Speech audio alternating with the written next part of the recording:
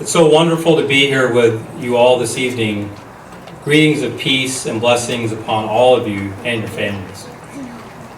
The topic that I would like to talk about this evening is a message that our community has taken to heart, and that is to identify and bring about a spiritual and worldly understanding of the true Islam that was taught by the Prophet of Islam and by the Quran. And the reason that we've taken this up is that in today's world, there are a lot of interpretations of Islam that are presented by people that frankly don't take the true teachings of Islam to a place where we can all refine our understanding of what the Prophet taught us. The Prophet of Islam had the benefit of companions that documented his words and his actions, and we have categorized those in books that we call the Hadiths. We also have the Quran. And as a Muslim, when I wake up to fast, one of my obligations during the month of Ramadan is to try to complete this holy book in the 30 days of the month of Ramadan. We also read the sayings and practices of the Prophet of Islam, and in doing that, we start to understand that the Quran is like the manual, and the Prophet of Islam is the expert user of that manual. And imagine a world in which we all derived our understanding not from what we see on television, single acts of extremism by people that are deranged, but we derived our understanding of Islam by examining the life and the practice, the behavior, the words of the Prophet of Islam. He is the expert user of Islam. He is the source, may the peace and blessings of God be upon him, of teaching mankind what this religion should be and how it should affect our behavior.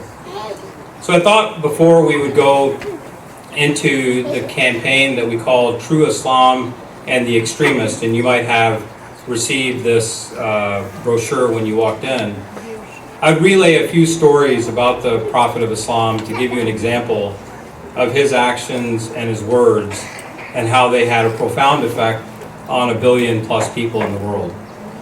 One story is that the Prophet of Islam would often take a path from his place of worship to his home, and on that path he encountered an elderly woman who decided that she would disturb his walk by throwing garbage when he walked by.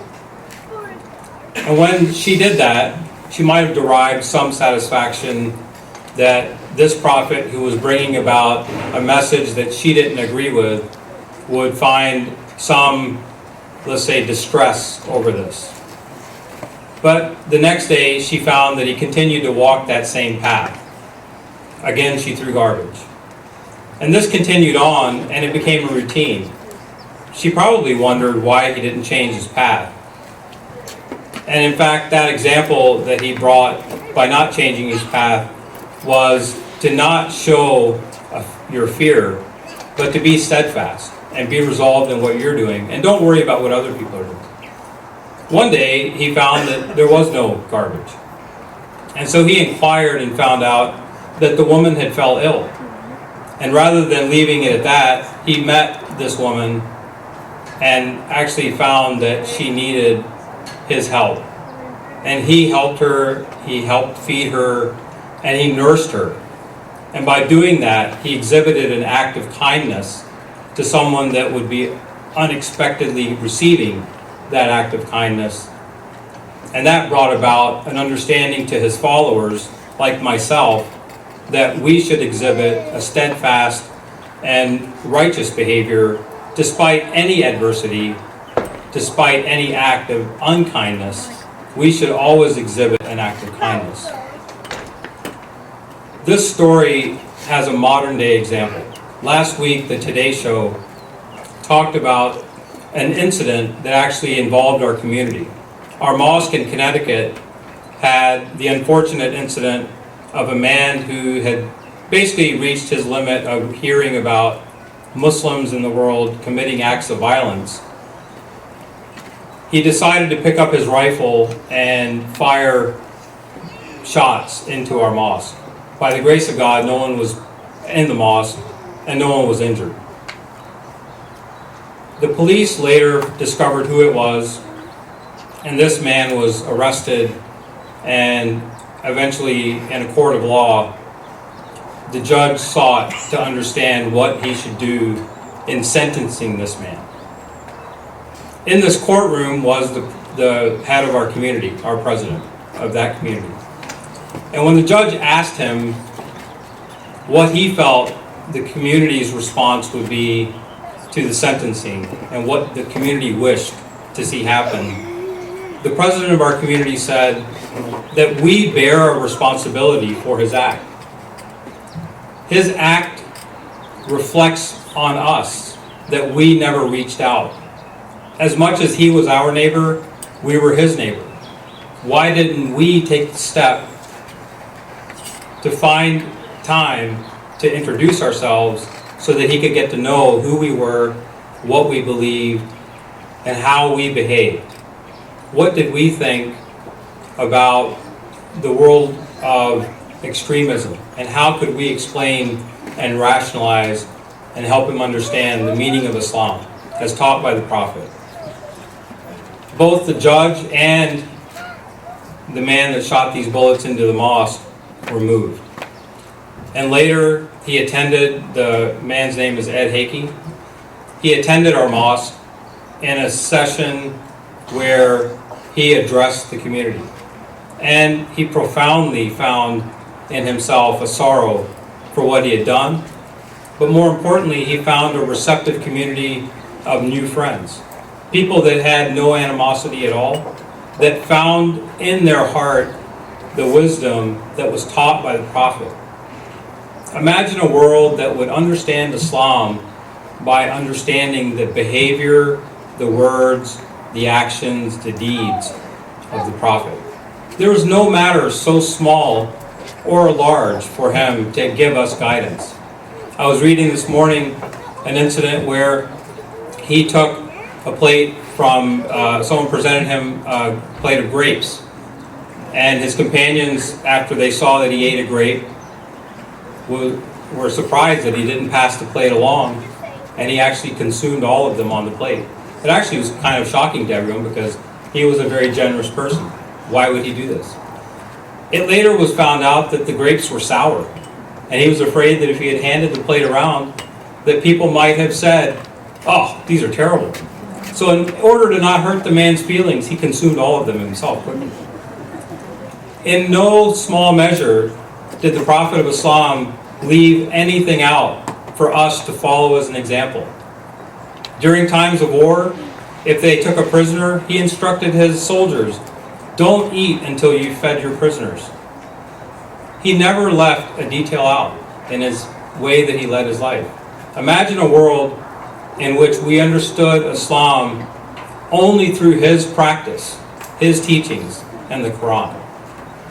Our community, the Ahmadiyya Muslim community, has decided that that actually is a need of our time in this day and in this age. That we need to better understand Islam by going all the way back to the time of the Prophet. And we need to account for his actions and his deeds in order to make this clear to the people that we live amongst. And you walked in as individuals today, but you walk out as an ambassador. You walked in as a neighbor and a guest and a friend, but you walk out with some understanding of who we are and what we believe.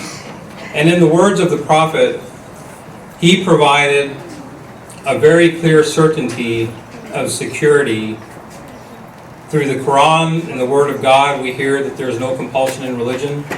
The Prophet guaranteed all of his interfaith relationships with the Jews and the Christians that were amongst him, that they would be guaranteed peace, that Muslims would be their friends. We want, as a community, to only provide the reflection of the Prophet and his teachings in a way that you can understand the beauty of Islam, and also in a way that you can then reject the notion that Islam has in some way given a sanction to extremism and violence. This campaign, the True Islam and the Extremist, was launched at the end of last year, and the purpose of it in identifying 11 points that are commonly misunderstood in Islam was to make an outreach to all of Americans, Muslim or non-Muslim, of all faiths, that we reject all forms of terrorism, that we believe in a non-violent jihad, a personal struggle, not a holy war, that we believe in equality and empowerment of women, that we believe in the freedom and conscience of speech and thought, that we believe in the separation of mosque and state, that we believe in loyalty to your country. In fact, the Prophet of Islam said that loyalty to your country is an obligation in your faith. It's a very clear and very crystal clear injunction to Muslims that we don't make our own boundaries, we follow the laws of our land. We believe in the Universal Declaration of Human Rights, and we believe in all verses of the Quran. We believe that no religion can monopolize salvation. We believe in the need for a unified Muslim leadership, and we reject the concept of a bloody Messiah. These 11 points have been highlighted in forums, on Fox News, on CNN, with articles in Newsweek, among more than 20 members of Congress during a day on the Hill. Our own local congressmen have supported this campaign, and we ask you to take this and think about these 11 points that we raised and go on and endorse this campaign and tell your neighbors and your friends and your families that Islam has a truth. We just have to go back to the source and not allow the cloud of what's going on in the world around us to confuse the message of Islam. There is a truth, and the truth and the message of Islam was at the time of the Prophet of Islam, and we, the Ahmadiyya Muslim community, want to see that truth brought back to the modern day. Thank you very much.